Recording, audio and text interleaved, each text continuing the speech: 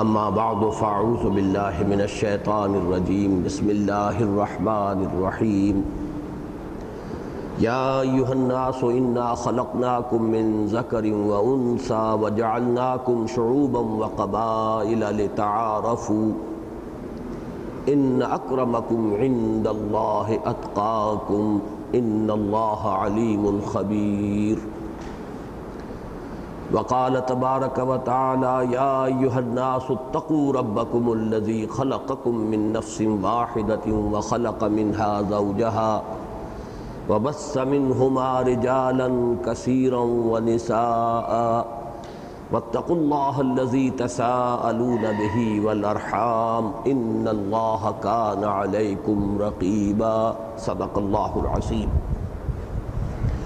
رب اشرح لی صدری ویسر لی امری واحلل عقدۃ من لسانی یفقہوا قولی۔ کل ہم نے اس 4 ورقے کا جو ٹائٹل ہے اس پر کچھ وقت صرف کیا تھا، اور خاص طور پر اسلام میں اجتماعی عدل و قسط کی جو اہمیت ہے اس کی وضاحت کی تھی۔ اس کے ضمن میں ایک نقطہ رہ گیا تھا، اور وہ یہ کہ اس system of social justice in Islam یا اسلام میں عدل اجتماعی کی اہمیت، اس کو اس قدر زیادہ اجاگر کرنے کی ضرورت کیا ہے۔ حادثہ یہ ہوا ہے کہ ہمارے صدیوں کے انحطاط کے باعث دین کے وہ افعال و اعمال جن میں تسلسل جاری رہا وہ تو ہمارے ذہن میں مستحضر رہے، لیکن دین کی تعلیمات کا وہ حصہ جس کا تسلسل برقرار نہیں رہا وہ ہمارے ذہنوں سے اوجھل ہو گیا۔ جو دور بھی آیا ہے، خلافت راشدہ کا ہو، خواہ وہ خلافت بنو امیہ یا خلافت بنی عباس کا ہو، خواہ پھر وہ سلاطین کا دور ہو، خواہ مغربی استعمار کا دور ہو، جہاں تک عبادات کا تعلق ہے اس کا تسلسل برقرار رہا۔ نمازیں پڑھی جاتی رہیں، روزے رکھے جاتے رہے۔ حج کے ضمن میں ہوا ہے کہ بعض اوقات تعطل ہوا ہے بدامنی کی وجہ سے، لیکن یہ کہ اسے بھی ہم یہ کہہ سکتے ہیں کہ تسلسل کے ساتھ جاری رہا۔ زکوٰۃ بھی جو بھی لوگ صاحب ہمت تھے وہ ادا کرتے رہے، صاحب حیثیت۔ لیکن یہ عدل اجتماعی جو ہے اس کی کامل شکل تو وہ تھی جو خلافت راشدہ میں تھی۔ جب خلافت راشدہ ختم ہوئی تو اس کی کامل صورت تو اس کے بعد سے آج تک دنیا میں کہیں نظر ہی نہیں آئی۔ تو ہمارے ہاں تو محاورہ آنکھ اوجل پہاڑ اوجل، جو چیز نگاہ سے اوجل ہو جائے وہ ذہن سے اوجل، جیسے کہ پہاڑ کے پیچھے آ گئی۔ تو یہاں تو معاملہ جو ہے کوئی 2-4 برس کا نہیں، 200-400 برس کا نہیں، یہ تو یوں سمجھیے کہ تقریباً لگ بھگ جو ہے 14 صدیوں کا ہے۔ اس لیے دین کی تعلیمات کا یہ حصہ ہمارے ذہنوں سے اوجھل ہو گیا۔ اس بات کی ضرورت ہے کہ اس کو ازسر نو تازہ کیا جائے۔ اسی لیے میں نے اللہ تعالیٰ کی ذات و صفات کے حوالے سے، پھر بعثت انبیاء و رسل کے حوالے سے، پھر امت مسلمہ کو جو خطاب کر کے جس زوردار انداز میں سورہ نساء میں اور سورہ مائدہ میں فرمایا گیا، قوامین بالقسط شہداء للہ، یا قوامین للہ شہداء بالقسط، یہ تمہارا مقام ہے۔ تو ان تمام چیزوں کو ضرورت ہے کہ ہم آج ایمفیسائز کریں، اس لیے کہ جو چیز نگاہوں سے اوجھل ہو جاتی ہے اس کو پھر اثر نو ذہن کے سامنے لانا آسان کام نہیں ہوتا، اور بالعموم یہ ہوتا ہے کہ وہ ذہن کے سامنے ایک مرتبہ آ بھی جائے تو قائم نہیں رہتی، پھر بار بار وہ ذہن سے اوجھل ہو جاتی ہے، اور وہی چیزیں پھر کر سامنے آتی ہیں کہ جن کا ایک تسلسل 1400 برس کے دور میں رہا ہے۔ اس کے یہ معنی ہرگز نہیں ہے کہ نماز اور روزے کی کوئی اہمیت نہیں ہے، معاذ اللہ، وہ ارکان اسلام میں سے ہے۔ اور خود اس عدل اجتماعی کو قائم کرنے کے لیے جو جد و جہد درکار ہے، نہ صرف یہ کہ یہ ارکان اسلام اسلامی معاشرتی زندگی کے ستون ہیں، بلکہ یہ کہ اس جد و جہد کے لیے جو قوت انسان کو درکار ہے ان کا منبع اور سرچشمہ بھی یہی ہے۔ اسی لیے بارہا فرمایا گیا، سورہ بقرہ میں 2 مرتبہ، ایک دفعہ بنی اسرائیل کو خطاب کر کے فرمایا گیا وَاسْتَعِینُوا بِالصَّبْرِ وَالصَّلَاةِ،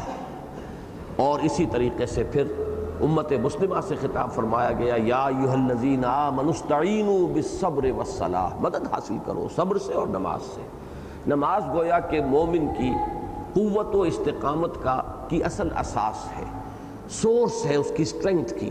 یہ ہوگی تو پھر انسان جو جانگ اصل ایک جد و جہد درکار ہے اس نظام عدل اجتماعی کو قائم کرنے کے لیے ان کے تقاضوں کو پورا کر سکے گا، ورنہ کسی نہ کسی قدم پر تھک ہار کر بیٹھ رہے گا۔ اب آج سے ہم شروع کر رہے ہیں کہ وہ جو 3 گوشے ہم نے معین کیے تھے انسان کی اجتماعی زندگی کے، ان میں سے اولین اور اہم ترین اور قدیم ترین گوشہ جو ہے وہ ہے انسان کا سماجی نظام۔ تو اسلام کے سماجی نظام کے کیا اہم خد و خال ہیں، یا یوں کہیے کہ سماجی سطح پر جو عدل و توازن اسلام قائم کرنا چاہتا ہے اس کے اصول کیا ہیں، اس کے اہم نکات کیا ہیں، یہ ہماری آج کی گفتگو کا موضوع ہے۔ اس کے لیے آپ اپنے سامنے یہ 6 نکات جو یہاں درج کیے گئے ہیں انہیں رکھیے، اور ہم ایک ایک نقطے کو اسی کے حوالے سے مزید کسی قدر وضاحت کے ساتھ سمجھیں گے۔ سب سے پہلا نقطہ جو ہے اسلام کے سماجی نظام کا وہ یہ ہے کہ کامل انسانی مساوات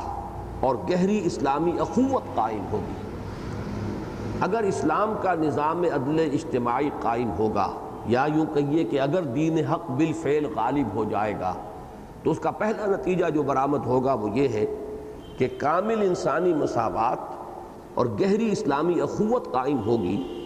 اور نسل، رنگ، زبان، پیشے اور جنس کی بنیاد پر نہ کوئی اونچا رہے گا نہ نیچا۔ یہ ہے اہم ترین معاملہ کہ لفظ مساوات کا اگر اطلاق اسلامی نظام میں کسی گوشے پر کیا جا سکتا ہے بتمام و کمال، تو وہ یہی گوشہ ہے کہ اسلام کی روح سے کوئی انسان پیدائشی طور پر نہ اونچا ہے نہ نیچا ہے۔ سب سے بڑا ظلم جو انسان پر ہوتا ہے، آپ غور کیجئے، یہ بڑی سامنے کی بات ہے، سیدھی سی صاف سی بات، کہ اگر کسی کو پیدائشی طور پر نیچ قرار دے دیا جائے۔ پیدائش وہ چیز ہے جس میں انسان کے اختیار کو دخل نہیں، انسان کے چوائس کو دخل نہیں، وہ کہاں پیدا ہوا، کن والدین کے ہاں اس کی ولادت ہوئی، کس قوم میں ہوئی، اس کے والدین کا پیشہ کیا تھا، ان کی زبان کیا تھی، ان کے چمڑوں کی رنگت کیا تھی، چمڑیوں کی رنگت کیا تھی، یہ تمام چیزیں وہ ہیں کہ جو انسان کے چوائس سے اور اس کے اختیار سے اور اس کے انتخاب سے باہر ہیں۔ اب اس میں سے کسی شے کو بنیاد بنا لینا کہ یہ انسان جو ان حالات میں پیدا ہو گیا، ان والدین کے ہاں پیدا ہوا، اس رنگت کے ساتھ پیدا ہوا، یہ زبان بولتا ہوا پیدا ہوا، وہ اعلیٰ ہے۔ اس کے مقابلے میں دوسرا انسان جو کوئی مختلف قسم کی کیفیات کے اندر اس کی ولادت ہوئی ہے وہ گھٹیا ہے، وہ ادنا ہے۔ یہ سب سے بڑا ظلم، اس لیے کہ یہ چیزیں وہ ہیں جیسا کہ میں نے عرض کیا کہ نہ ابتداءً ان کو اختیار کرنے میں انسان کی کوئی آزادی ہے اس کے انتخاب کی، نہ ہی بعد میں وہ انہیں بدلنے پر قادر ہے۔ آپ نسل اپنی تبدیل نہیں کر سکتے، آپ اپنی چمڑی کی رنگت تبدیل نہیں کر سکتے۔ گویا کہ اگر اس کو بنیاد بنا دیا جائے اونچ اور نیچ کی، اعلیٰ اور ادنا کی، تو مطلب یہ ہے کہ پھر وہ بیریئر جو ہے امپیسیبل ہے، ناقابل عبور۔ آپ نے ایک ایسی رکاوٹ انسان کے راستے میں حائل کر دی ہے کہ جس سے کبھی بھی وہ تجاوز نہیں کر سکتا، اور اپنی اس نیچ ہونے کی پوزیشن یا گھٹیا ہونے کی یا ادنا ہونے کی پوزیشن سے اپنے آپ کو آزاد نہیں کر سکتا۔ میرے نزدیک اسلام کے نظام عدل کا سب سے اہم، سب سے بنیادی، اولین پتھر یہ ہے۔ اسی لیے میں نے آج آپ کو 2 آیات وہ پڑھ کر سنائی ہے۔ سورہ حجرات کی آیت بہت عظیم ہے، اس لیے کہ انسانوں کے اجتماعی اور خاص طور پر مسلمانوں کے ملی نظام کے ضمن میں سورہ حجرات اہم ترین صورت ہے قرآن حکیم اور جامع ترین صورت ہے۔ اس میں 5 دفعہ تو یا ایھا الذین آمنوا سے خطاب آیا ہے، 5 مرتبہ، حالانکہ کل 18 آیات پر مشتمل صورت ہے۔ 5 مرتبہ یا ایھا الذین آمنوا، یا ایھا الذین آمنوا، یا ایھا الذین آمنوا۔ لیکن یہ آیت جو ہے یہ آیت نمبر 13 ہے، اس میں خطاب ہے، یہ واحد آیت ہے، یا ایھا الناس، اس لیے کہ یہاں وہ بات بیان کی گئی ہے کہ جو اسلام اور کفر یا اسلام اور غیر اسلام کے مابین بھی مشترک ہے۔ کوئی مسلمان ہو یا غیر مسلم، مومن ہو یا کافر، ان سب کے مابین بھی یہ قدر مشترک ہے کہ یا ایھا الناس انا خلقناکم من ذکر و انثی، اے لوگو ہم نے تمہیں پیدا کیا ایک مرد اور ایک عورت سے، یعنی دو وحدتیں مشترک ہیں، وحدت الہ یا وحدت خالق، کہ تمام انسانوں کا پیدا کرنے والا ایک ہی خالق، ایک ہی رب، ایک ہی اللہ ہے، وحدت الہ یا وحدت خالق، اور دوسرے وحدت آدم، یا ایھا الناس انا خلقناکم من ذکر و انثی وجعلناکم شعوبا وقبائل لتعارفوا، اور ہم نے تمہیں قوموں اور قبیلوں میں تقسیم کر دیا ہے تاکہ ایک دوسرے کو پہچان سکو۔ یہ پہچان کا ذریعہ ہے، سب کی رنگت ایک سی ہوتی، سب کے خد و خال ناک نقشہ ایک سا ہوتا، سب ایک ہی بولی بولتے ہوتے، تو معلوم ہوا کہ پھر انسانوں کے اندر پہچان نہ ہوتی، ناممکن ہو جاتا۔ تو اللہ تعالیٰ نے یہ ڈفرینسیشن کی ہے، یہ فرق و تفاوت پیدا کیا ہے تاکہ تم پہچان سکو۔ اس سے زائد اگر اس چیز کا کوئی اور نتیجہ نکالا جائے کہ فلاں رنگت والا اعلیٰ ہے اور فلاں والا گھٹیا ہے، فلاں نسل سے تعلق رکھنے والا جو ہے وہ اونچا ہے اور فلاں نسل سے تعلق رکھنے والا نیچا ہے، تو یہ در حقیقت سب سے بڑا ظلم ہے کہ جو گویا کہ انسان پر اس کی پیدائش سے ہو رہا ہے۔ اس کے بعد فرمایا گیا ان اکرمکم عند اللہ اتقاکم، شرافت، عزت کی بنیاد اللہ کے نزدیک صرف تقویٰ ہے۔ جو اس سے جتنا تقویٰ رکھتا ہے، جس کے دل میں جتنا اللہ کی تعظیم ہے، اللہ کی عظمت ہے،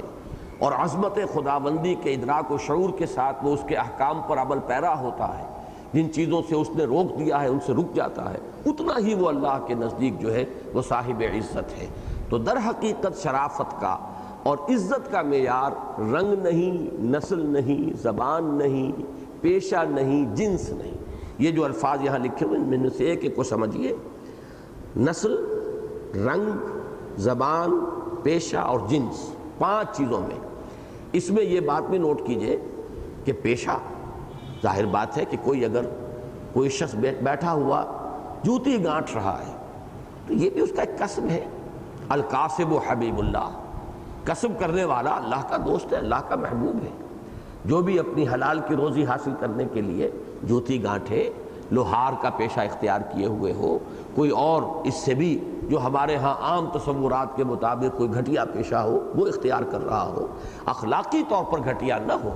لیکن یہ کہ اور دوسرے اعتبارات سے کوئی بھی کام ہو، مزدوری کوئی شخص کر رہا ہے، ڈگنیٹی آف لیبر جسے آپ کہتے ہیں کہ اس کی ایک عزت ہے، اس کا ایک وقار ہے، تو ان میں سے کسی کی بنیاد پر، اور آخری لفظ جنس، اس جنس کی بنیاد پر بھی کوئی اعلیٰ اور افضل اور کوئی ادنا اور نیچ نہیں ہے، یعنی مرد اور عورت کے درمیان ایک انتظامی فرق و تفاوت ہے جو اللہ نے قائم کیا، لیکن یہ کہ شرافت انسانی جس شے کا نام ہے وہ قدر مشترک ہے مرد اور عورت کے مابین، اس لیے کہ ایک ہی نسل سے ہیں۔ میں یہ کہا کرتا ہوں کہ ایک ہی باپ کے نطفے سے بیٹا بھی ہے، بیٹی بھی ہے، ایک ہی ماں کے رحم سے ان کی پرورش ہوئی ہے اور ولادت ہوئی ہے، تو فرق و تفاوت کہاں سے آ جائے گا؟ اسی کو سورہ آل عمران میں فرمایا گیا بعضکم من بعض، نیکی کے بہت اعلیٰ جو بھی مدارج ہو سکتے ہیں ان کا ذکر کیا گیا کہ فالذین ہاجروا واخرجوا من دیارہم واوذوا فی سبیلی وقاتلوا وقتلوا، یہ جتنے اعلیٰ ترین مقامات ہیں نیکی کے، وہ خواہ مردوں نے حاصل کیے ہو خواہ عورتوں نے، اس لیے کہ سورہ آل عمران کے آخری رکوع میں ایک بڑی جامع دعا آئی ہے، اس دعا کے جواب میں پھر اللہ فرماتے ہیں فاستجاب لهم ربهم انی لا اضیع عمل عامل منکم من ذکر او انثی بعضکم من بعض، اللہ نے ان کی دعا قبول فرمائی کہ میں تو تم میں سے کسی بھی عمل کرنے والے کے کسی بھی عمل کو ضائع کرنے والا نہیں ہوں، خواہ وہ مرد ہو خواہ عورت، اور تم سب ایک دوسرے ہی میں سے ہو، یعنی یہ کہ کوئی علیحدہ معاملہ نہیں ہے، جیسا کہ میں نے عرض کیا ایک ہی باپ کے نطفے سے بیٹا بھی اور بیٹی بھی، اور ایک ہی ماں کے بطن سے ولادت ہوئی ہے بیٹے کی بھی اور بیٹی کی بھی، تو بعضکم من بعض، اس میں بھی اعلیٰ ادنا کی بات نہیں ہے، بلکہ شرف انسانیت میں دونوں مساوی ہیں، بلکہ عزت و شرافت کا معیار صرف تقویٰ اور خدا ترسی ہوں گے۔ یہاں میں نے علامہ اقبال کے 2 اشعار نقل کیے تھے، اب اس کے بعد جب ہم نے اس کو عام فہم بنایا ہے تو ان چیزوں کو نکال دیا ہے۔ لیکن یہ کہ بڑے پیارے اشعار ہیں یہ، اور ان کو آپ حضرات بھی کوشش کریں کہ یہ یاد ہو جائیں۔ کل مومن اخوۃ اندر دلش، اصل میں اس ترکیب کے ساتھ یہ قرآن مجید میں الفاظ نہیں ہیں۔ در حقیقت یہ الفاظ جو ہیں یہ ایک طرح کی ترجمانی ہے سورہ حجرات ہی کی ایک آیت کی، انما المؤمنون اخوۃ، تمام مومن آپس میں بھائی بھائی ہیں۔ اس کو در حقیقت ضرورت شعری کے تحت علامہ اقبال نے اس طور سے ادا کیا ہے، کل مومن اخوۃ اندر دلش، یعنی بندہ مومن کے دل میں یہ بات ثبت ہوتی ہے کہ تمام مومن آپس میں بھائی بھائی ہیں۔ حریت سرمایہ آب و گلش، آزادی جو ہے وہ اس پانی اور مٹی کے خمیر میں موجود ہے کہ جس سے اس کا وجود جو ہے وہ بنا ہے۔ آب و گل ہم کہتے ہیں پانی اور مٹی ہی سے پھر حیولہ بنا اور انسان کی تعمیر ہوئی۔ تو مومن کی شخصیت جس خمیر سے اٹھی ہے اس خمیر کا جز ہے حریت، آزادی۔ یہ در حقیقت اس سماجی سطح کی بات نہیں ہے، یہ اگلا جو ہے معاشی یا سیاسی نظام اس میں گفتگو ہوگی، لیکن بات صحیح ہے کہ اسلام جو تعلیم دیتا ہے وہ یہ ہے کہ انسانوں کے مابین نہ کوئی حاکم ہے نہ محکوم، تمیز بندہ و آقا فساد آدمیت ہے۔ حاکم مطلق صرف اللہ اور تمام انسان محکوم ہے، عبد ہے، اس اعتبار سے تمام آپس میں برابر ہیں۔ بڑی پیاری حدیث ہے حضور کی، کونو عباد اللہ اخوانا، تم سب اللہ کے بندے بن کر آپس میں بھائی بھائی ہو جاؤ۔ انسانوں میں کوئی فرق و تفاوت نہیں ہونا چاہیے، تمیز بندہ و آقا فساد آدمیت ہے۔ بہرحال اس کا تعلق جو ہے وہ سیاسی عدل اور سیاسی قسط کے نظام سے ہے۔ لیکن پہلا مصرع کل مومن اخوۃ اندر دلش، حریت سرمایہ آب و گلش، ناشکیب امتیازات آمدہ، ناشکیب کہتے ہیں بے صبرہ، یہ امتیازات کے بارے میں تو انتہائی بے صبرہ ہے، گوارا نہیں کر سکتا، برداشت نہیں کر سکتا۔ اگر کوئی شخص واقعتاً مومن ہے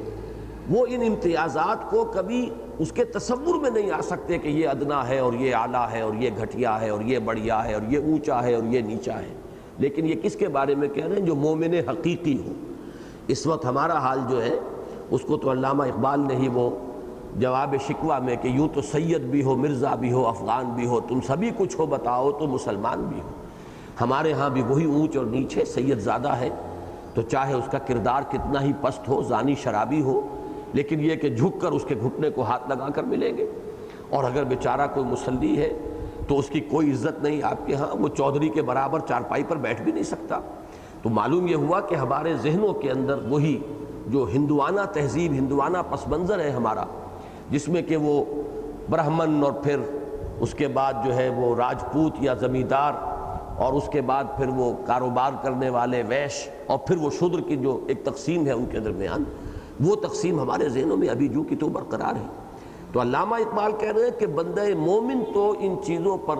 یعنی یوں سمجھیے کہ ان کے بارے میں کسی طرح وہ اپنے آپ کو ریکنسائل کر ہی نہیں سکتا، ان چیزوں کو وہ برداشت نہیں کر سکتا۔ ناشکیب امتیازات آمدہ،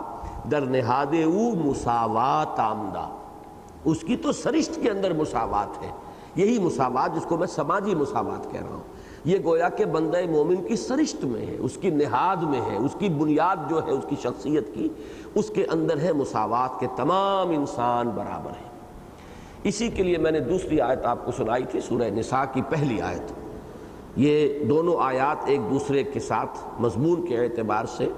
بہت ہی متعلق ہیں، مربوط ہیں۔ یا ایھا الذین آمنوا اتقوا اللہ، یا ایھا الناس اتقوا ربکم، وہاں اس میں جو سب سے آخر میں فرمایا تھا ان اکرمکم عند اللہ اتقاکم، یہاں پہلی بات وہ کی گئی یا ایھا الناس، اے لوگو، اتقوا ربکم، تقوی اختیار کرو اپنے اس رب کا، الذی خلقکم من نفس واحدۃ وخلق منہا زوجہا، جس نے تمہیں ایک جان سے پیدا کیا، اسی سے اس کا جوڑا بنایا، وبث منہما رجالا کثیرا ونساء، اور ان دونوں سے کثیر تعداد میں مردوں اور عورتوں کو زمین میں پھیلا دیا، واتقوا اللہ الذی تساءلون بہ والارحام، اس اللہ کا تقوی اختیار کرو جس کا ایک دوسرے کو واسطہ دیتے ہو۔ کوئی سائل سوال کرتا ہے تو اللہ کے نام پر مانگتا ہے، اور بھی مختلف جو بھی ہمارے سماجی معاملات ہوتے ہیں، کہیں آپ کوئی درخواست کرتے ہیں کسی سے ذاتی سطح پر تو آپ اللہ کا واسطہ دیتے ہیں، تو جس کا واسطہ دیتے ہو اس کے احکام پر بھی تو عمل کرو، اس کا تقوی بھی تو اختیار کرو۔ واتقوا اللہ الذی تساءلون بہ والارحام، اور رحمی رشتوں کا لحاظ رکھو۔ یہ اسلام کے سماجی نظام کا ایک اہم نقطہ ہے کہ جو اللہ تعالیٰ نے جو علائق دنیاوی جو ہیں پیدا کر دیے ہیں، ان میں دائرے ہیں، اور ان دائروں میں سے جو جتنا قریب ہے اتنا ہی زیادہ حقدار ہے آپ کے حسن سلوک کا۔ الاقرب فالاقرب، رحمی رشتے جو ہیں یعنی والدین پر بہن بھائی اکٹھے ہو گئے، اس سے اوپر جائیے دادا دادی پر وہ چچا تائے کی اولاد ساری جمع ہو گئی، اور اوپر جائیے پردادا پر اور دائرہ وسیع ہو جائے گا۔ تو در حقیقت یہ ہوتے ہوتے آدم و حوا پر جا کر پوری نوع انسانی کا ایک دائرہ وجود میں آ جائے گا۔ ان دائروں میں ظاہر بات ہے کہ فطری تدریج یہ ہے الاقرب فالاقرب، اسی لیے بار بار قرآن مجید میں آتا ہے وآت ذی القربى حقہ، جو قرابت دار ہیں ان کا حق انہیں ادا کرو، جو جتنا زیادہ قریبی ہوگا اتنا ہی اس کا حق ہے۔ اب یہ ہے پہلا اصول اسلام کے نظام عدل اجتماعی کا، جو سماجی سطح پر جو جڑ اور بنیاد کی حیثیت رکھتا ہے۔ اس کے ضمن میں ایک بات اور نوٹ کر لیجئے تو ہم دوسری بات کی طرف بڑھیں گے، اور وہ یہ ہے کہ یہ بات بادنا تأمل نظر آ جائے گی کہ یہ مقصد کسی قانون سازی سے حاصل نہیں ہو سکتا۔ یہ تو ذہنیت جب تک تبدیل نہیں ہوگی آپ اس مقصد کو حاصل نہیں کر سکیں گے۔ امریکہ سے زیادہ کوئی کوشش نہیں ہو سکتی کالوں اور گوروں کے درمیان فرق اور امتیاز کو ختم کرنے کی۔ قانونی اعتبار سے انہوں نے آخری حد تک کوششیں کی ہیں، لیکن دل اور دلی احساسات کو تو قانون جو ہے وہ تبدیل نہیں کر سکتا، لہذا وہاں وہ اس معاملے میں ناکام ہے۔ وہی ان کے درمیان وہ فصل اور بعد جو ہے وہ موجود ہے۔ تو یہ جب تک کہ یقین نہ ہو ایک اللہ کی ذات پر کہ وہی خالق ہے تمام انسانوں کا، اور جب تک یقین نہ ہو اس بات پر کہ پوری نوع انسانی آدم اور حوا کی نسل سے ہے، یعنی یہ وہ چیزیں ہیں کہ جو ہمیں وحی سے معلوم ہوئی ہیں، وہ چیزیں ہیں جو ہمیں قرآن سے معلوم ہوئی ہیں، تو جب تک وہ یقین ذہنوں کے اندر نہیں بیٹھے گا یہ جو امتیازات ہیں ان کی جڑیں کاٹی نہیں جا سکیں گی۔ اس اعتبار سے سمجھ لینا چاہیے کہ صرف کوئی قانون یا کوئی آرڈیننس یا کوئی ایک حکم جو نافذ کر دیا جائے اس سے یہ مقاصد حاصل نہیں ہو سکتے، بلکہ اولاً ایک ایسا گروہ وجود میں لانا ہوگا کہ جس کی ذہنیت بدل گئی ہو، جس کی سوچ بدل گئی ہو، جس کا فکر تبدیل ہو گیا ہو، جس کی سوچ اور فکر کے اندر وہ چیزیں جو ہیں راسخ ہو چکی ہوں جو قرآن اور سنت کے ذریعے سے ہمیں ملتی ہیں۔ یہ صرف ایک نقطہ تھا جس کی طرف اشارہ کرنا تھا۔ اب نمبر 2، سماجی سطح پر سب سے اہم معاملہ اس مساوات انسانی کے بعد وہ ہے مرد اور عورت کے درمیان دائرہ کار، فرائض، ذمہ داریوں اور حقوق کی تقسیم کا ایک متوازن نظام جو اسلام نے قائم کیا ہے۔ چنانچہ اب جو الفاظ ہیں وہ پڑھیے۔ پردہ یعنی ستر و حجاب کے شرعی احکام کے نفاذ سے خواتین کی نسوانیت اور عزت و وقار کو کامل تحفظ حاصل ہوگا۔ اصل میں اس ایک جملے کے اندر دو چیزیں شامل ہیں کہ اسلام کے مقاصد میں سے یہ ہے کہ خواتین کو کامل تحفظ دیا جائے، ان کی نسوانیت، ان کی عزت اور وقار۔ یہاں میں چاہوں گا، اگرچہ غالباً یہاں وہ شعر درج نہیں کیا گیا ہے، ابلیس کی مجلس شورا میں علامہ اقبال نے ابلیس کا جو کنکلوڈنگ خطاب ہے، اختتامی خطاب، اس میں جو 4 اشعار ہیں میرے نزدیک وہ بہت ہی اہم ہیں، اور ہمیں ان مسائل پر گفتگو کرتے ہوئے انہیں اپنے ذہن میں ہمیشہ رکھنا چاہیے۔ ابلیس کہتا ہے عصر حاضر کے تقاضاؤں سے ہے لیکن یہ خوف، ہو نہ جائے آشکارا شرع پیغمبر کہیں، کہ مجھے اندیشہ یہ ہے کہ زمانے کے کچھ تقاضے ابھر کر آ رہے ہیں، اور ان تقاضوں سے مجھے اندیشہ ہے کہ شرع پیغمبر نمایاں ہو جائے گی، واضح ہو جائے گی، لوگ مجبوراً اس کی طرف رجوع کریں گے، اس کی عظمت آشکارا ہو جائے گی۔ عصر حاضر کے تقاضاؤں سے ہے لیکن یہ خوف، ہو نہ جائے آشکارا شرع پیغمبر کہیں، الحذر آئین پیغمبر سے 100 بار الحذر، یعنی ابلیس ہے وہ تو ڈر رہا ہے، خائف ہے کہ اگر آئین پیغمبر دنیا کے سامنے آ گیا تو میرا کاروبار تو ٹھپ ہو جائے گا، میرے ہتھیار کند ہو جائیں گے، میرے پھر داؤ پیچ جو ہے وہ نوع انسانی کی ہلاکت اور بربادی میں غیر مؤثر ہو جائیں گے۔ تو الحذر، آئین پیغمبر سے 100 بار الحذر۔ اس کے بعد کا مصرع ہے جو سماجی نظام سے متعلق ہے، حافظ ناموس زن، مرد آزماں مرد آفرین۔ اسلام کے آئلی نظام کے لیے یہ ایک مصرع جو ہے انتہائی جامع ہے کہ اس میں جو مقاصد ہیں وہ عورت کی عصمت و عزت، اس کی نسوانیت اور وقار اور کا تحفظ، اور مرد پر بوجھ ڈالنا، مرد آزماں۔ اسلام کا نظام جو ہے وہ ایک چیلنج بنتا ہے مرد کے لیے، وہ تمام جو سماجی ذمہ داریاں ہیں اور کٹھن کاموں کا بوجھ جو ہے مرد پر ڈالتا ہے، مرد کو آزمانے والا، مرد کے لیے چیلنج بن کر سامنے آنے والا، مرد آفری اور مردانگی کے جوہر پیدا کرنے والا۔ اسلام کا سماجی نظام در حقیقت یہ ایک مصرع جو ہے میرے نزدیک اس کے دو پہلوؤں کو بڑی ہی خوبصورتی کے ساتھ واضح کرتا ہے کہ عورت جو ہے اس کے لیے ایک تحفظ کی ضرورت ہے۔ اس لیے دیکھیے یہ باتیں ذرا اگرچہ کچھ تھوڑی سی اس میں عریانی آ جائے گی، یہ بات اصول کے اعتبار سے سمجھ لیجئے کہ فطرت کا اصل مقصد کیا ہے؟ بقائے نسل، یہ پریزرویشن آف دی اسپیشیز جسے کہتے ہیں کہ نسل جاری رہے۔ ایک شخص جو ہے وہ 60-70 برس کا ہوگا، مر جائے گا، لیکن نسل چلے جب تک اللہ تعالیٰ چاہتا ہے کہ اس دنیا کے اندر یہ گہما گہمی رہے، یہاں کی رونق رہے، تو نسل کو آگے بڑھانا، جسے نسل کشی کہتے ہیں، نسل کشی نہیں، نسل کشی کے معنی تو نسل کو ختم کر دینا ہے، نسل کشی کہتے ہیں نسل کا آگے لے کے چلنا۔ تو اس نسل کشی کے لیے چونکہ یہ بڑی بھاری ذمہ داری ہوتی ہے، بچوں کی پرورش، بچوں کے جو بھی مسائل و معاملات ہیں ان سے عہدہ برآ ہونا، یہ انسان کے لیے کوئی آسان کام نہیں ہے، اس کے لیے بہت مشقت جھیلنی پڑتی ہے۔ اس لیے اللہ تعالیٰ نے جو جنسی جذبہ ہے اس میں بڑی قوت پیدا کر دی۔ اگر یہ جنسی جذبہ جو ہے، یہ شہوت جو ہے انسان کے اندر یہ قوی نہ ہو تو کوئی شادی نہیں کرے گا، کوئی گھر گھرستی کا کھکیڑ نہیں پالے گا، کوئی یہ بچوں کی پیدائش اور پھر ان کی پرورش اور ان کے لیے ان کے سارے مسائل کا کھکیڑ اپنے سر پر لینے کو تیار نہیں ہوگا۔ لہذا یہ سیکس انسٹنکٹ جو ہے یہ انتہائی پوٹنٹ۔ اب جو چیز جتنی قوی ہوتی ہے اتنا ہی اس میں خطرے کا اندیشہ ہے۔ جیسے کہ فرمایا گیا کہ اہل ایمان تمہاری بیویوں اور تمہارے اولاد میں سے تمہارے دشمن ہیں، ان سے بچ کر رہو،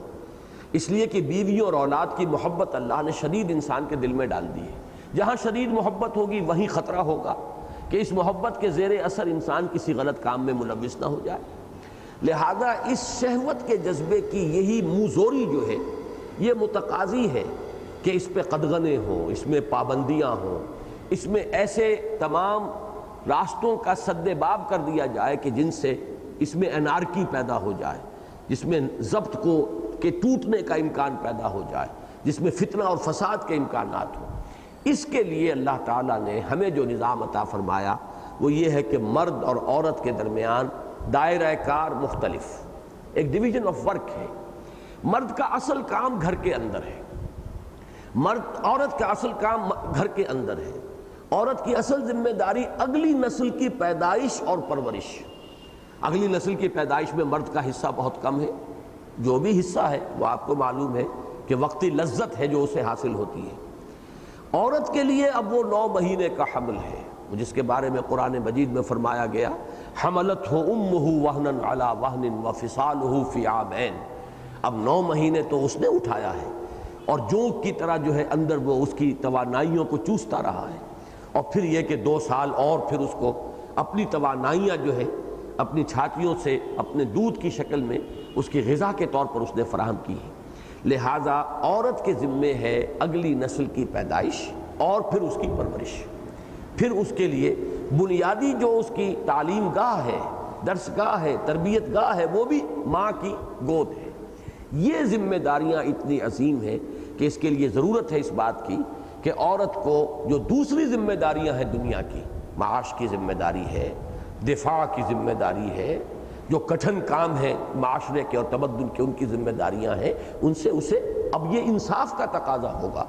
عدل کا تقاضا ہوگا، یہ قسط کا تقاضا ہوگا کہ ان کا بوجھ اس پر نہ ڈالا جائے اور اسے ایک تحفظ عطا کیا جائے گھر کی 4 دیواری کے اندر، یہ گھر کی ملکہ بن کر رہے، یہ گھر کا چراغ بنے، شمع محفل نہ بنے، چراغ خانہ بنے۔ یہ ہے در حقیقت اسلام کا نظام، اور اس میں پھر اسلام نے دو قسم کے پردے عورت کے لیے لازم کر دیے۔ ایک پردہ وہ ہے کہ جو گھر کے اندر بھی ہے، محرموں سے بھی ہے، وہ پردہ ہے جسے ہم ستر کہتے ہیں، کہ عورت کا پورا جسم مستور رہنا چاہیے، چھپا رہنا چاہیے، ملبوس رہنا چاہیے، لباس میں ہونا چاہیے، سوائے چہرے کی ٹکیا اور پونچھوں سے آگے ہاتھ اور ٹخنوں سے نیچے پاؤں، باقی سارا جسم ستر ہے۔ اس سے آگے جسم صرف کھل سکتا ہے یا شوہر کے لیے، اور یا مریضہ ہے اگر تو طبیب کے لیے حسب ضرورت، لیکن اس کے سوا یہ جسم جو ہے ڈھکا رہنا چاہیے۔ اسی لیے ہم تو کہتے ہی مستورات ہیں، چھپی ہوئی،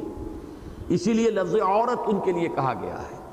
عورت وہ چیز ہے کہ جس کی حفاظت کی ضرورت ہے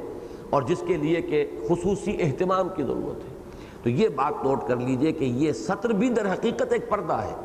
لیکن یہ پردہ گھر کے اندر کا پردہ ہے، اور یہ پردہ محرموں سے بھی ہوگا، یعنی ماں کے جسم کا بھی کوئی حصہ بیٹے کی نگاہ میں نہیں آنا چاہیے سوائے ان تین حصوں کے۔ بہن کے جسم کا بھی کوئی حصہ بھائی کی نگاہ میں نہیں آنا چاہیے۔ اب اس سے زیادہ تو قریبی محرم اور کوئی نہیں ہے کہ ان بہن کے لیے بھائی، ماں کے لیے بیٹا، یا کسی عورت کے لیے اس کا باپ، اس سے قریب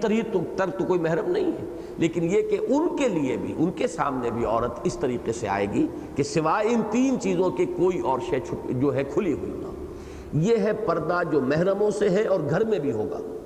اور دوسرا پردہ جو ہے غیر محرموں سے ہے اور گھر کے باہر جاتے ہوئے ظاہر بات ہے، چونکہ خود بخود معلوم ہے کہ محرم جو ہے نامحرم سامنے آئیں گے تو پھر وہ اضافی پردہ ہے جس کو ہم حجاب کہتے ہیں۔ وہ حجاب جو ہے وہ چہرے کے اوپر اپنی چادر کو آگے لٹکا لینا، یا اسی نے پھر تمدنی جو تقاضے ہیں ان کے تحت برقعے کی شکل اختیار کی۔ برقعے کی بھی کوئی ایک صورت نہیں ہے، کبھی اس کی کوئی اور شکل تھی، پھر کوئی اور شکل بدل گئی، اس میں ترمیم ہو سکتی ہے۔ اس لیے کہ چادر کو اگر عورت اس طریقے سے تھامے گی تو اس کا ایک ہاتھ تو کم سے کم رک جائے گا۔ اگر تو ویسے ہی چادر کو صرف ایک دوپٹے کی طرح ڈال لینا ہے اپنے اوپر تو بات اور ہے، لیکن یہ کہ چادر جو ہے اس کے اور دوپٹے کے درمیان زمین و آسمان کا فرق ہے۔ دوپٹہ گھر میں استعمال کرنے کی شے ہے، اور سورہ نور میں فرمایا گیا کہ وَلْيَضْرِبْنَ بِخُمُرِهِنَّ عَلَى جُيُوبِهِنَّ، چاہیے کہ وہ اپنے دوپٹوں کے بکل اپنے گریبانوں پر یعنی اپنے سینے کے اوپر مار لیا کریں، اس لیے کہ یہ عورت کا سینہ جو ہے یہ ایک اضافی حسن ہے، اس کا نسوانی حسن، صرف کرتے سے وہ چھپتا نہیں ہے۔ کرتا کتنا ہی ڈھیلا ہو، وہ جو بھی ابھار ہے سینے کے وہ نمایاں ہوں گے، لہٰذا اضافی جو ہے وہ دوپٹے کا بکل ہے۔ تو گھر میں جو لباس عورت کے لیے اسلام نے تجویز کیا ہے اس میں قرآن مجید کی نص ہے وَلْيَضْرِبْنَ بِخُمُرِهِنَّ عَلَى جُيُوبِهِنَّ، اور یہ خمار کی جمع ہے، خمار کہتے ہیں اوڑھنی کو۔ اور جو سورہ احزاب میں آیا ہے وہ گھر سے باہر کا پردہ ہے، وہاں یہ آیا ہے یُدْنِینَ عَلَيْهِنَّ مِن جَلَابِیبِهِنَّ، جلباب کہتے تھے اس لمبی بڑی چادر کو جس میں کہ عورت پوری طرح لپٹ کر باہر نکلتی تھی۔ عرب میں پہلے بھی رواج یہ تھا کہ جلباب لے کر عورت باہر نکلتی تھی، لیکن چہرے کو نہیں ڈھانپتی تھی، باقی پورا جسم اس میں لپیٹ لیتی تھی۔ اسلام نے صرف اضافی اس کے اندر یہ حکم دیا کہ وہ اپنے اس جلباب کا ایک حصہ وہ اپنے چہروں کے سامنے بھی لٹکا لیا کریں۔ یہی چیز ہے کہ جس نے بعد میں برقعے کی شکل اختیار کی۔ تو ستر اور حجاب، پردہ یعنی ستر اور حجاب، ان الفاظ کو نوٹ کیجئے، پردہ یعنی ستر اور حجاب، کہ پردے ہی کی یہ دو شکلیں ہیں، ستر بھی اور حجاب بھی، کہ شرعی احکام کے نفاذ سے خواتین کی نسوانیت اور عزت و وقار کو کامل تحفظ حاصل ہوگا، اور اسلام کے حافظ ناموس زن مرد آزما مرد آفری، یہ وہ مصرع آ گیا یہاں پر، پتہ نہیں آپ کے پاس ہے یا نہیں، یہ اس خاندانی نظام کے تحت خواتین کو معاشی کفالت کی پوری ضمانت حاصل ہوگی۔ یہ دوسرا اصول ہے۔ کوئی ایمرجنسیز تو ہو سکتی ہیں، خاص ہی کوئی ایسے حالات ہوں کہ جن میں عورت کو بھی کام کرنا پڑے، کوئی عورت بیوہ ہو گئی ہے، بچے ہیں، اب وہ دوسری شادی بھی نہیں کرنا چاہتی، بچوں کو پالنا چاہتی ہے، وہ اگر کوئی کام کرے تو اس کے اندر کوئی حرج نہیں، اس کے لیے بعد میں آ جائے گا معاملہ کہ اس کے لیے وہ گھر میں رہ کر کام کر سکتی ہے تو سب سے اعلیٰ ہے۔ یا یہ ہے کہ اسلامی ریاست کے زیر اہتمام ایسا انتظام کیا جائے کہ کوئی ایسے انڈسٹریل یونٹس ہوں کہ جن میں عورتیں ہی کام کریں اور عورتیں ہی وہاں کام لینے والی ہوں، سپروائز کرنے والی ہوں، اور وہاں پہ ورکنگ آورز بھی کم رکھے جائیں، اس لیے کہ ایک عورت گھر کا کام کاج کر کے ظاہر بات ہے 8 گھنٹے کی شفٹ جو ہے وہ کہیں اس کی ذمہ داری نہیں نبھا سکتی۔ یہ ساری چیزیں ہو سکتی ہیں، ورکیبل ہیں، بشرطے کہ انقلاب آ چکا ہو اور اختیار ایسے لوگوں کے ہاتھ میں ہو جو اسلام پر یقین رکھتے ہیں اور ان احکام کو وہ نافذ کرنے کو اپنے دین و ایمان کا تقاضا سمجھتے ہیں۔ بہرحال اصولی طور پر استثنائی حالات کو علیحدہ رکھتے ہوئے اسلام میں معاشی کفالت کی ذمہ داری مرد پر ہے۔ مرد آزما، یہ ذمہ داری مرد پر ڈالی گئی ہے۔ اس نے چیلنج قبول کیا ہے، اس نے اپنا گھر آباد کیا ہے، اس نے ایک عورت کو اپنی 4 دیواری کے اندر لا کر بسایا ہے، اب اس کے ذمے ہے اس کی معاشی کفالت، اور جو بھی اولاد ہے وہ بھی اسی کی ذمہ داری ہے اس کی معاشی کفالت۔ عورت کو اس سے بالکل آزاد کیا گیا تاکہ وہ پوری یکسوئی کے ساتھ آئندہ نسل کی تربیت کے فرائض بہترین طریقے پر سر انجام دے سکے۔ یہ میں پہلے ہی عرض کر چکا ہوں کہ اصل میں یوں ہم تقسیم کر سکتے ہیں کہ مردوں کے ذمے حال ہے، عورتوں کے ذمے مستقبل ہے۔ ہر قوم کا مستقبل تو وہ آئندہ نسل ہے جو آگے پروان چڑھ رہی ہے،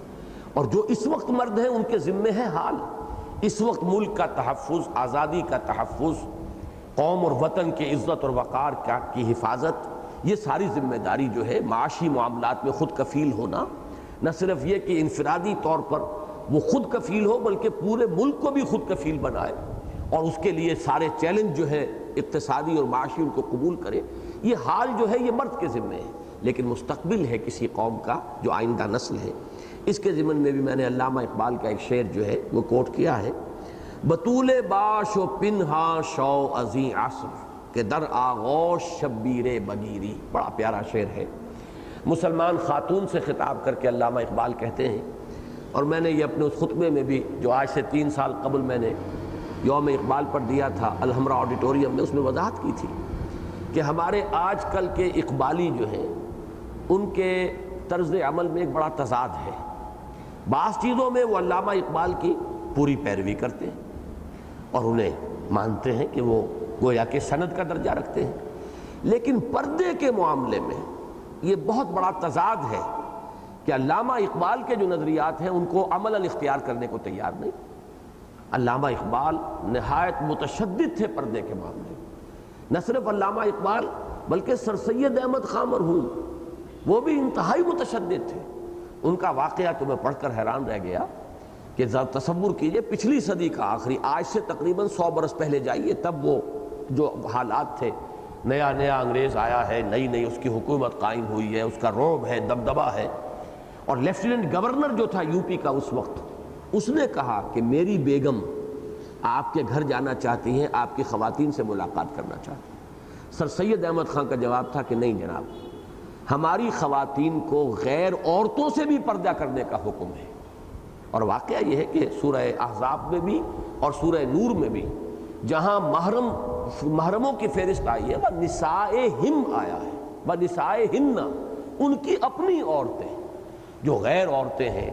جن کے بارے میں کچھ پتہ نہیں، ان کا اخلاق کیا ہے، ان کے نظریات کیا ہیں، ان کے افکار کیا ہیں، ان کے اطوار کیا ہیں،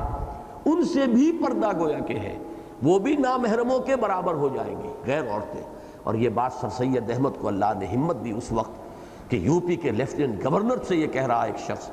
کہ آپ کی بیگم جو ہے وہ میرے گھر نہیں جا سکتی، اس لیے کہ ہماری خواتین کو تو غیر خواتین سے بھی پردہ کرنے کا حکم ہے۔ لیکن افسوس یہ ہے کہ ہمارے ہاں کے جو بھی جدیدیت گزیدہ کہنا چاہیے،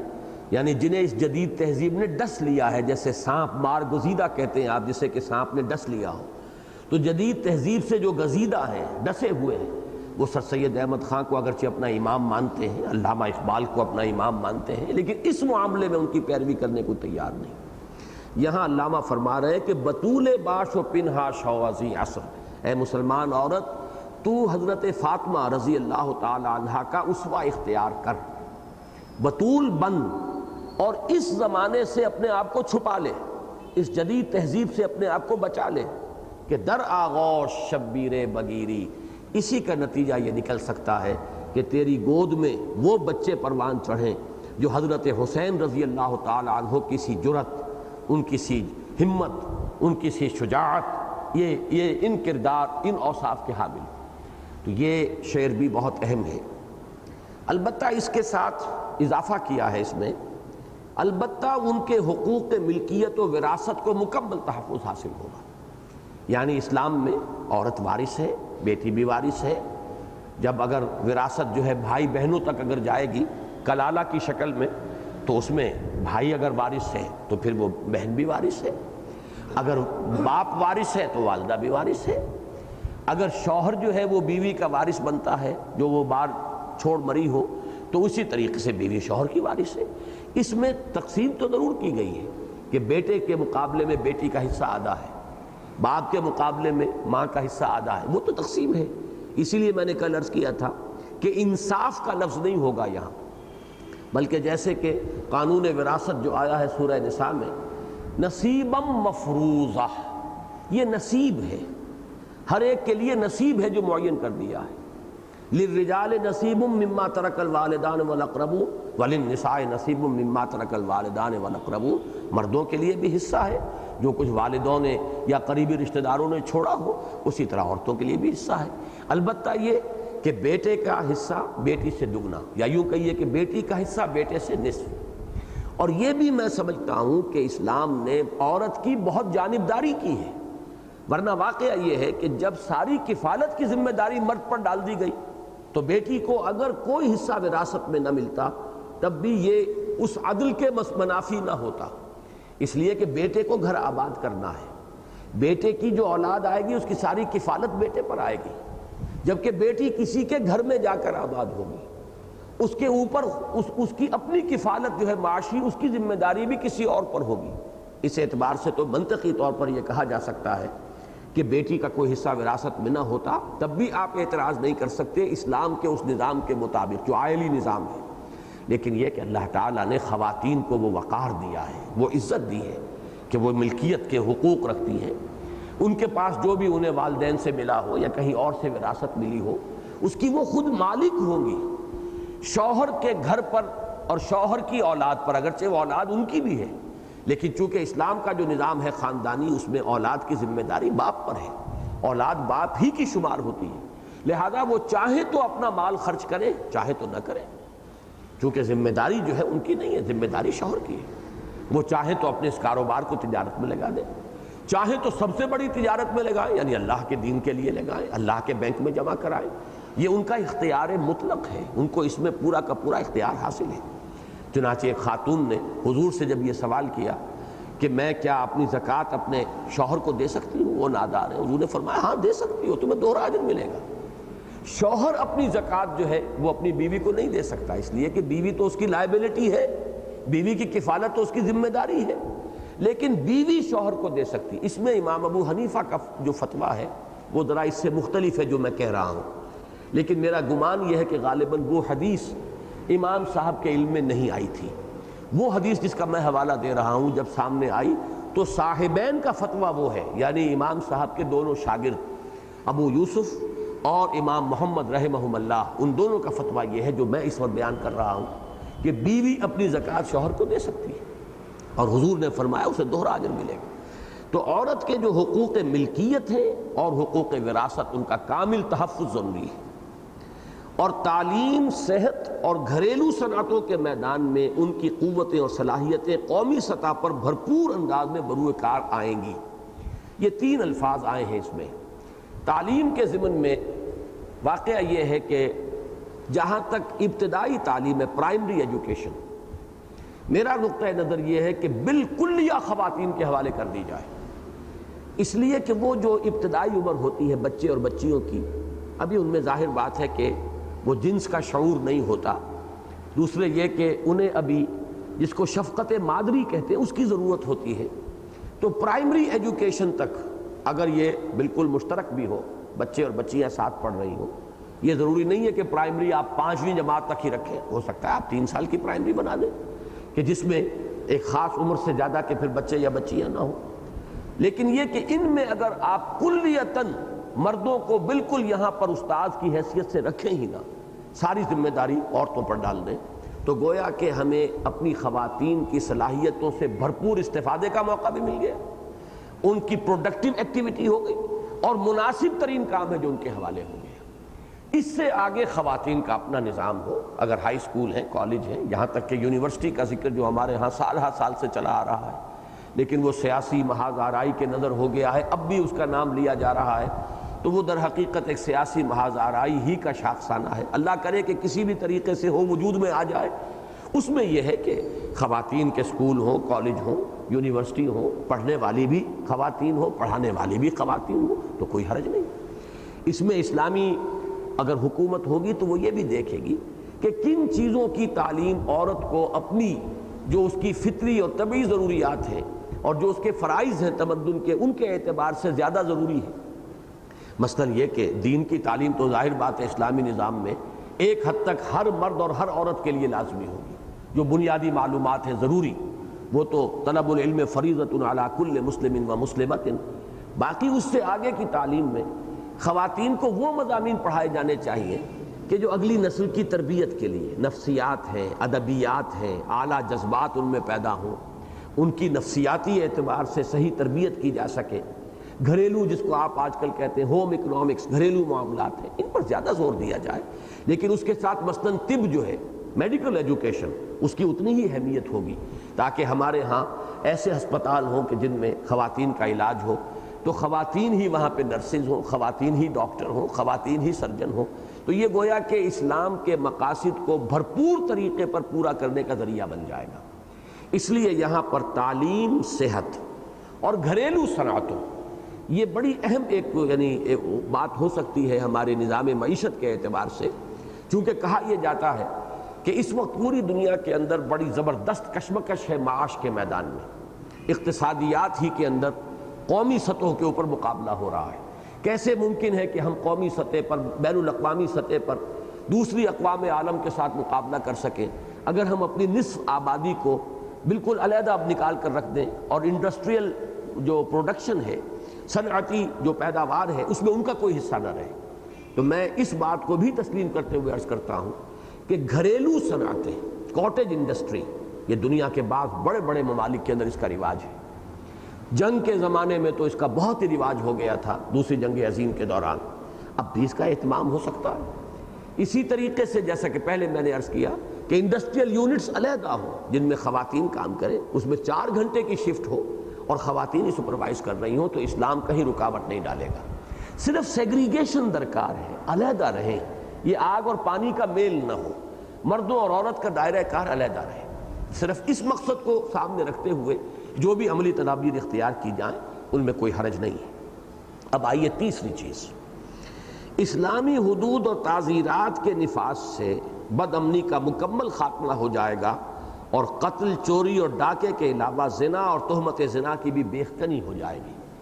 سماجی سطح پر چونکہ ہم گفتگو کر رہے ہیں کہ یہ خوف اور یہ بد امنی جو خاص طور پر کراچی کی فضا میں، حیدرآباد کی فضا میں، پورے سندھ کی فضا میں، پہلے وہ صرف ڈاکوؤں کے حوالے سے تھی، اور اب تو آپ کو معلوم ہے کہ جو ایتھنک اور لنگوسٹک، نسلی اور لسانی جو قومیتوں کا ٹکراؤ ہے، اس کی وجہ سے بہت ہی زبردست خوف اور ہراس کی فضا اور غیر یقینی کی کیفیت کے پتہ نہیں اگلے لمحے کیا ہو جانا ہے۔ بہرحال ان تمام چیزوں کا اگر استیصال ہو سکتا ہے کلیتاً، تو وہ اسلامی حدود اور تعزیرات۔ یہ حدود اور تعزیرات اگرچہ اس میں جو شہادت کا نصاب ہے وہ بڑا سخت رکھا ہے قرآن نے، اس میں ہو سکتا ہے کہ بہت سے مجرم چھوٹ جائیں، لیکن یہ ہے کہ جو ثابت ہو گیا جس پر جرم، پھر اس کو جو سزا اسلام دیتا ہے وہ بہت سخت دیتا ہے، اور وہ ایگزمپلری، مثالی ایک گویا کہ لوگوں کے لیے، تاکہ ایک کو سزا ملے تو لاکھوں کے رونگٹے کھڑے ہو جائیں۔ اس کے ذریعے سے پھر یہ کہ ہمارے ہاں تہمت لگا دی جاتی ہے اور اس کے اوپر کوئی جرم، کوئی فرد جرم عائد نہیں کی جاتی۔ اسلام اگر آپ تہمت لگا کر ثابت نہ کر سکے تو پھر قذف کی سزا دیتا ہے، اور آپ دیکھیے کہ وہ جو 100 کوڑے ہیں، ایک غیر شادی شدہ مرد اور غیر شادی شدہ عورت کی زنا کی سزا 100 کوڑے، اور تہمت جو ہے قذف، اس کی سزا 80 کوڑے۔ کس قدر قریب لے جایا گیا اس سزا کو، تاکہ ایک انسان جو ہے وہ اپنی زبان اگر کھولے تو سوچ سمجھ کر بولے کہ میں آیا اس کو ثابت کر سکوں گا یا نہیں، میرے پاس شہادت اور گواہی موجود ہے یا نہیں۔ استثناء صرف رکھا گیا ہے بیوی کے معاملے میں۔ کسی شوہر نے اگر اپنی بیوی کو کوئی یعنی بدکاری کرتے ہوئے دیکھ لیا ہے تو چاہے اس کے پاس کوئی 3 اور نہیں ہے گواہ، لیکن وہ اپنی زبان کھول سکتا ہے۔ اس کو 4 مرتبہ قسم کھانی ہوگی، حلفیہ کہنا ہوگا کہ میں جو کچھ کہہ رہا ہوں وہ صحیح ہے۔ اس کی 4 قسمیں 4 گواہوں کی قائم مقام ہو جائیں گی۔ 5ویں مرتبہ وہ کہے گا کہ اگر میں جھوٹ بول رہا ہوں، جھوٹا الزام لگا رہا ہوں تو مجھ پر اللہ کی لعنت۔ اب اگر اس کے مقابلے میں بیوی خاموش رہ گئی تو گویا کہ جرم ثابت ہو گیا، لیکن بیوی کو بھی حق ہے کہ وہ 4 مرتبہ یہ کہے کہ یہ میرا شوہر جھوٹ بول رہا ہے، جھوٹا الزام لگا رہا ہے، اور 5ویں مرتبہ کہے کہ اللہ کی لعنت مجھ پر ہو اگر یہ سچا ہے اور میں جھوٹ بول رہی ہوں۔ تو پھر یہ ہے کہ اگر وہ یہ قسم اسی طریقے سے کھا لے گی تو پھر وہ سزا نہیں ہوگی۔ لیکن یہ ہے کہ شوہر کے اوپر پھر بھی قذف کی حد عائد نہیں کی جائے گی۔ یہ معاملہ رکھا گیا ہے شوہر اور بیوی کا، اس لیے کہ ظاہر بات ہے کہ شوہر نے اگر بیوی کو دیکھ لیا ہو تو اب وہ اسے اپنے گھر میں رکھنے کے لیے کسی طور سے تیار نہیں ہوگا۔ یہ چونکہ ایک نفسیاتی ایک معاملہ ہے، لہذا یہاں مستثنیٰ کیا گیا۔ باقی یہ کہ کسی بھی خاتون کے لیے زبان سے یہ لفظ نکال کر اگر ثابت نہ کر پائے گا کوئی شخص تو پھر 80 کوڑے سزا ہو۔ اب آپ اس سے اندازہ کیجئے کہ کس طرح ماحول پیوریفائی ہو جائے گا، پاک ہو جائے گا۔ یہ جو خام خواہ کی خبریں اڑتی رہتی ہیں اور افواہیں ہیں، ان افواہوں کی وجہ سے جو ہے فضا کے اندر ایک نجاست ہر وقت گویا کہ تیرتی رہتی ہے، وہ ختم ہو جائے گی۔ اگر ہے بھی کوئی جرم تو وہ ڈھکا چھپا رہے گا، وہ جو ہے ہمارے معاشرے کے اندر پھیلے گا نہیں، اس کا چرچا نہیں ہوگا، اور چرچا در حقیقت جرم کے بڑھنے کا سبب بنتا ہے۔ 10 بچوں کے علم میں ایک بات آتی ہے تو ان کے ذہن کے اندر گویا کہ ایک کھڑکی کھل جاتی ہے کہ یہ کام بھی ہو سکتا ہے، یہ کام بھی ہمارے معاشرے میں ہوتا ہے۔ تو اس چرچے کو کم سے کم کرنے کے لیے قذف کی حد جو ہے اسلام نے جاری کی ہے۔ تو یہ چوری ہو، قتل ہو، ڈاکہ ہو، زنا ہو اور پھر تہمت زنا ہو، اس کے لیے جو حدود اور جو تعزیرات اسلام نے دی ہیں اگر ان کا نفاذ ہو تو حضور صلی اللہ علیہ وسلم نے تو ایک حد کے بارے میں بھی فرمایا ہے، اقامت حد من حدود اللہ، اللہ کی حدود میں سے ایک حد کا قائم ہو جانا بھی کسی معاشرے میں اتنی خیر و برکت لے آئے گا، اس سے زیادہ خیر من مطر 40 لیلہ، کہ 40 دن رات اگر کہیں بارش ہوتی رہے تو جو اس سے پھر ہریاول پیدا ہوگی اور جو برکات ظاہر ہوں گی۔ اور ذہن میں رکھیے کہ وہ تصور جو ہے وہ صحرا کا تصور ہے جو ترستا رہتا ہے پانی کی بوند بوند کو، اگر وہاں کہیں 40 دن بارش ہو جائے تو کتنا سب سوائل واٹر جمع ہو جائے گا، کتنے عرصے تک اس سے سرسبزی اور شادابی جو ہے وہ پیدا ہوتی رہے گی، ظاہر ہوتی رہے گی۔ حضور نے فرمایا 40 دن رات کی بارش سے کہیں زیادہ برکات اللہ تعالیٰ کی حدود میں سے ایک حد کے قائم کیے جانے سے وجود میں آتی ہیں۔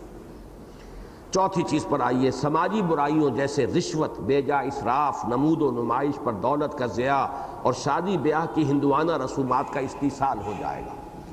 یہ چیزیں اگرچہ اسلام کی اخلاقی تعلیمات کا جز ہیں، لیکن ایک اسلامی حکومت اس کے لیے لیجسلیشن بھی کر سکتی ہے۔ مثلاً یہ کہ طے کر دیا جائے کہ کوئی شخص اتنے رقبے سے بڑا مکان نہیں بنائے گا تاکہ لوگوں کے اندر محرومی کا احساس نہ ہو۔ اسی طریقے سے شادی بیاہ کی رسومات پر قدغنیں لگائی جا سکتی ہیں، جیسے مختلف مواقع پر ہمارے ہاں کوشش کی گئی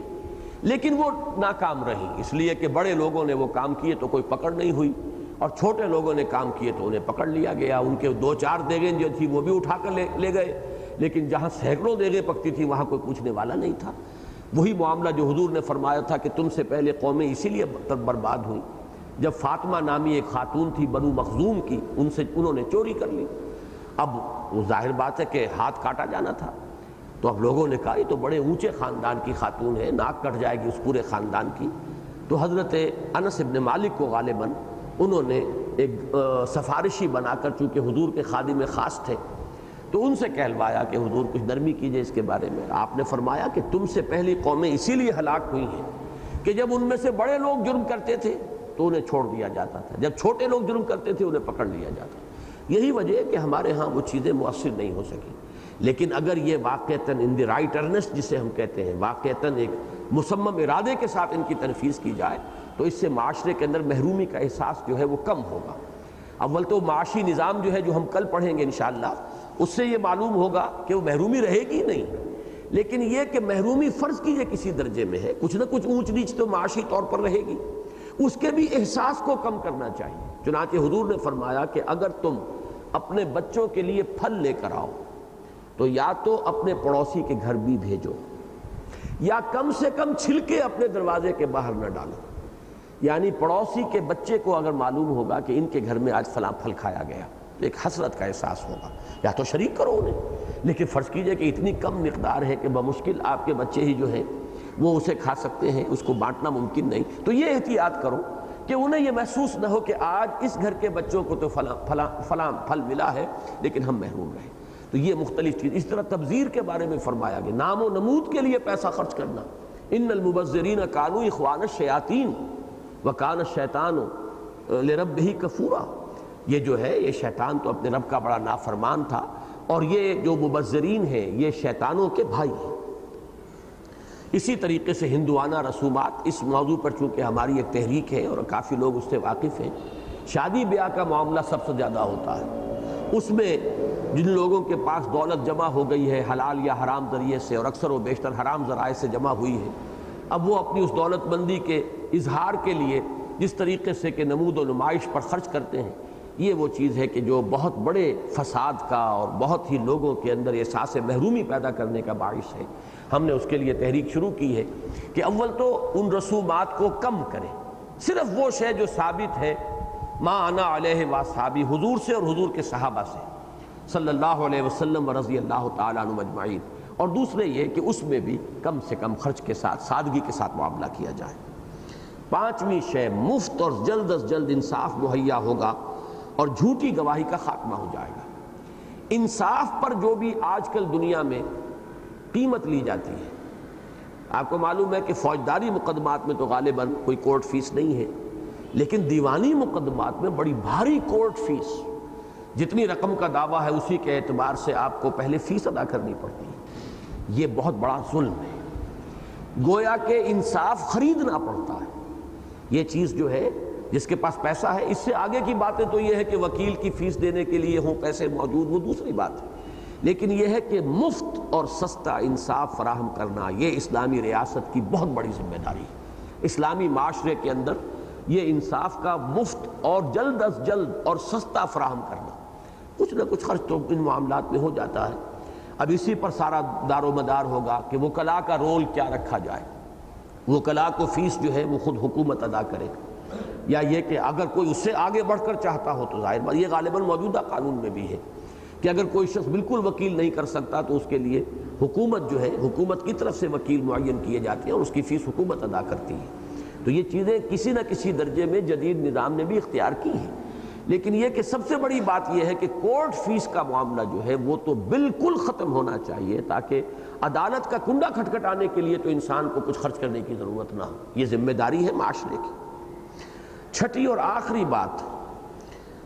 تعلیم کے ضمن میں جدید اور قدیم، دینی اور دنیاوی اور امراء اور غرباء کی تقسیم ختم ہو جائے گی۔ سب کے لیے ایک ہی نظام تعلیم ہوگا جو کم از کم میٹرک تک مفت ہوگا۔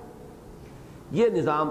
کم از کم میٹرک ہو، کم از کم مڈل ہو، یہ تو در حقیقت انتظامی چیزیں ہیں۔ جیسا کہ میں پہلے عرض کر چکا ہوں، ایک حصہ تو علم کا وہ ہے جو لازماً ہر مسلمان مرد، ہر مسلمان عورت تک پہنچانا، یہ گویا کہ معاشرے کی ذمہ داری ہے، لہذا اس کی کوئی فیس کا تو سوال ہی پیدا نہیں ہوتا۔ بنیادی جو بھی چیزیں ہیں ایک شہری کے لیے ضروریات ہیں، دین کے اعتبار سے بھی، تمدن کے اعتبار سے بھی، وہ تو یقیناً مفت ہونی چاہیے ایجوکیشن۔ اس سے اوپر کی ایجوکیشن جو ہے اس پر کوئی فیس ہو تو اس میں کوئی چیز جو ہے وہ خلاف اسلام نہیں ہوگی۔ البتہ یہ جو تین تقسیمیں ہمارے ہاں ہیں، جدید اور قدیم، یہ خالص غیر اسلامی تصور ہے، دینی اور دنیاوی غیر اسلامی تصور ہے۔ علامہ اقبال نے جو کہا ہے کہ دلیل کم نظری قصہ قدیم و جدید، زمانہ ایک، زمین ایک، آسمان بھی ایک، غالباً پہلا مصرع مجھے پوری طرح یاد نہیں، زمانہ ایک، زمین ایک، آسمان بھی ایک، دلیل کم نظری قصہ قدیم و جدید۔ یہ قدیم و جدید کس شے کا نام ہے؟ اسی طریقے سے دین اور دنیا کی دو ہی نہیں ہے ہمارے ہاں۔ یہ ہمارے ہاں نظام جو ہے ہمارے اس زوال کی وجہ سے دینی تعلیم کا نظام علیحدہ اور پھر دنیاوی تعلیم جو انگریز نے یہاں شروع کی، یہ دو نظام ابھی تک ہم لے کر چل رہے ہیں، تو ان کی انٹیگریشن ایک نظام تعلیم میں، اور جہاں تک میری معلومات ہے سعودی عرب نے کم سے کم یہ کام کر کے دکھا دیا ہے. ان کے ہاں دو نظام تعلیم نہیں چل رہے، بلکہ وہ دینی تعلیم اور دنیاوی تعلیم ایک لیول تک بالکل ساتھ ساتھ چل رہی ہے. اس میں جو بھی مختلف ممالک میں کام ہوئے ہیں ان سے ہم استفادہ کر سکتے ہیں، وہ ہمارے لیے سب کے لیے گویا کہ ایک مشترک ہماری متاع بن سکتی ہے. اسی طرح تیسری تقسیم جو اس میں ہے وہ انتہائی خوفناک ہے. امراء کے لیے اور نظام تعلیم اور غرباء کے لیے اور. غریب کا بچہ جو ہے وہ ٹاٹ بھی اسے میسر نہ ہو اسکول میں بیٹھنے کے لیے، اور امراء کے بچے جو ہیں وہ ایچ ایس این کالج کے اندر یا اور جو اعلیٰ تعلیمی ادارے ہیں ان کے اندر پڑھ رہے ہیں. یہ تو گویا کہ سب سے زیادہ قابل حذر اور قابل نفرت ہے. یہ گویا کہ خود قوم کو مختلف طبقات میں تقسیم کر دینے کا گویا کہ ہمارا اپنا اختیار کردہ ایک طریقہ کار ہے. لہٰذا اس کے لیے ایک نظام تعلیم، اور جیسا کہ میں نے مختلف مواقع پر عرض کیا ہے اسکینڈینیوین کنٹریز میں، باقی اور ممالک میں بھی ہے کہ تعلیم کا معاملہ جو ہے اس میں بالکل ایک نظام تعلیم. لیکن یہ کہ بقیہ دوسرے ممالک میں پھر بھی شاید کوئی فرق و تفاوت موجود ہے. اسکینڈینیوین کنٹریز جو ہیں، یہ جو ناروے، سویڈن، ڈنمارک، یہ تین ممالک جو ہیں، انہوں نے تو واقعتاً اس میں کمال کر کے دکھا دیا ہے کہ ملکہ جو ہے ڈنمارک کی، اس کا بچہ شہزادہ بھی اسی جگہ پڑھے گا جہاں کوئی غریب ٹی وی کے اندر جو شخص پڑا ہوا ہے، اور وہ خود جو ہے ویلفیئر پر اور خیرات پر گزارا کر رہا ہے. ریاست کی سطح پر خیرات، انفرادی سطح پر خیرات نہیں، ریاست کی سطح پر ویلفیئر کا. اس کا بچہ اور ملکہ کا وہ بیٹا شہزادہ دونوں ایک ہی جگہ پر ایک ہی نظام تعلیم کے تحت جو ہے انہیں تعلیم ملے گی. تو یہ کام ہمیں کرنا ہوگا، اور اس کے لیے اسلامی نظام کے اندر یہ پورا اہتمام کیا جائے گا. الغرض یہ 6 نکات ہیں کہ یہاں وہ سماجی سطح پر عدل اور قسط اور توازن اور وہ انصاف جو اردو میں مستعمل لفظ انصاف ہے اس کے تقاضے پورا کرنے کے لیے یہ 6 اقدامات ہیں کہ جو لازمی ہیں. اللہ تعالی ہمیں توفیق دے. سب سے پہلے تو کام ہے وہ نظام برپا کرنا، انقلاب لانا، اس کے بعد کی یہ چیزیں ہیں. لیکن یہ کہ یہ تصور بھی سامنے ہونا چاہیے کہ ہدف کیا ہے. اسلامی انقلاب اگر آئے گا تو پھر کیا کیا تبدیلیاں آئیں گی. چنانچہ سماجی سطح پر